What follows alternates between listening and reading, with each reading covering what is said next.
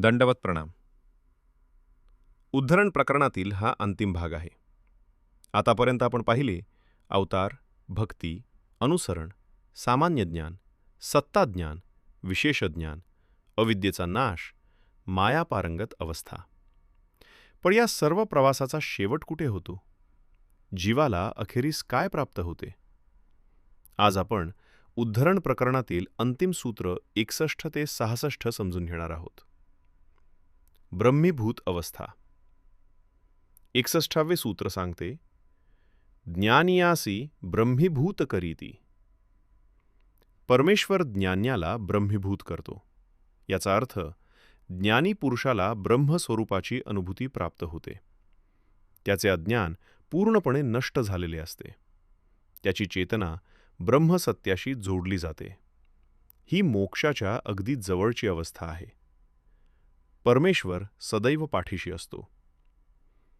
62वे सूत्र सांगते, ज्ञानियासी पाठीसी घालीती. परमेश्वर ज्ञान्याला कधीही एकटे सोडत नाही. तो त्याच्या पाठीशी उभा राहतो.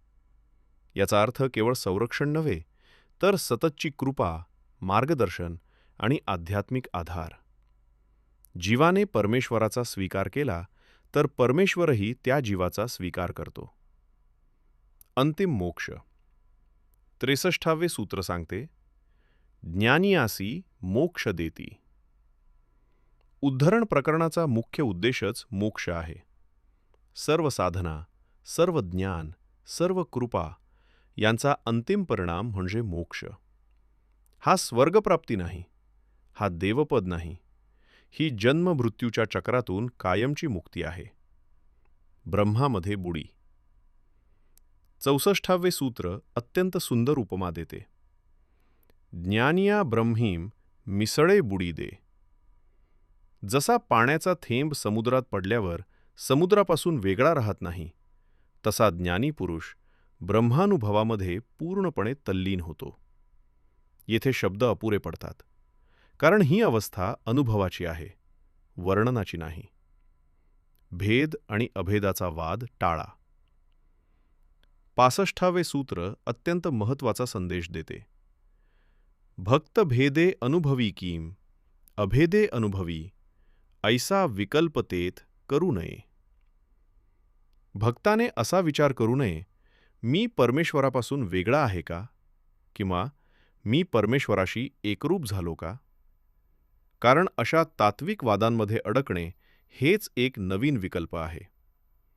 महत्त्वाचा मुद्दा अनुभव आहे, वाद नाही. मोक्षाचा अनुभव शब्दांच्या आणि तर्कांच्या पलीकडे आहे. श्री चक्रधर स्वामींचे उद्धार कार्य.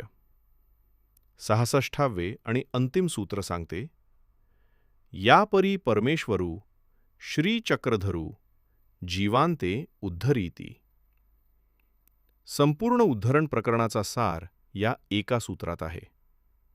श्री चक्रधर स्वामी अवतार धारण करतात, जीवांना संबंध देतात, भक्ती निर्माण करतात, अनुसरण करवून घेतात, ज्ञान देतात, अज्ञान नष्ट करतात, मायेच्या पलीकडे नेतात, मोक्ष प्रदान करतात.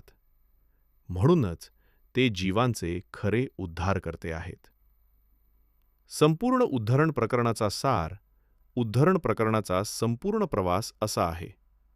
अवतार, मायापूर, प्रेम, भक्ती, अनुसरण, सामान्य ज्ञान, सत्ताज्ञान, विशेष ज्ञान, कर्मक्षालन, अविद्यानाश, मायापारंगत, अनुभूती, ब्रह्मीभूत अवस्था, मोक्ष, उद्धार. हा महानुभाव ब्रह्मविद्येतील जीवोद्धाराचा संपूर्ण नकाशा आहे. उद्धरण प्रकरणातील मुख्य शिकवणी. 1. परमेश्वर स्वतः अवतार घेतो. 2. जीवाला भक्ती आणि प्रेम देतो.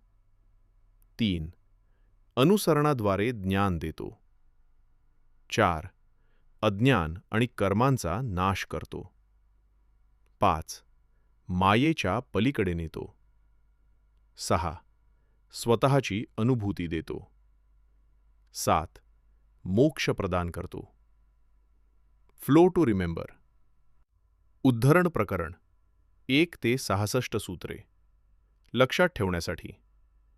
अवतार, संबंध, प्रेम, भक्ती, अनुसरण, सामान्य ज्ञान, सत्ता ज्ञान, विशेष ज्ञान, कर्मक्षालन, अविद्यानाश, माया पारंगत, अनुभूती, ब्रह्मीभूत, मोक्ष, उद्धार.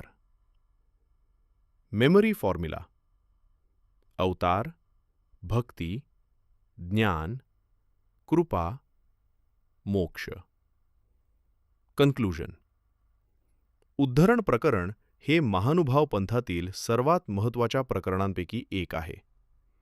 हे प्रकरण आपल्याला सांगते की जीव स्वतःच्या सामर्थ्याने मुक्त होत नाही. परमेश्वर स्वतः अवतार धारण करतो, जीवाला मार्ग दाखवतो, त्याला भक्ती, ज्ञान आणि कृपा देतो आणि शेवटी त्याचा उद्धार करून मोक्ष प्रदान करतो. हीच श्री चक्रधर स्वामींच्या अवतार कार्याची सर्वोच्च महिमा आहे. उद्धरण प्रकरणातील 66 सूत्रांमधून तुम्हाला सर्वात मोठी शिकवण कोणती मिळाली? भक्ती, अनुसरण, सत्ताज्ञान की परमेश्वराची कृपा आणि मोक्ष? तुमचे विचार कमेंटमध्ये नक्की सांगा. महानुभाव पंथाचा इतिहास, ब्रह्मविद्या आणि लीळा चरित्राचे गूढ रहस्य सोप्या भाषेत समजून घेण्यासाठी महानुभाव ज्ञानगंगा चॅनलला सबस्क्राईब करा.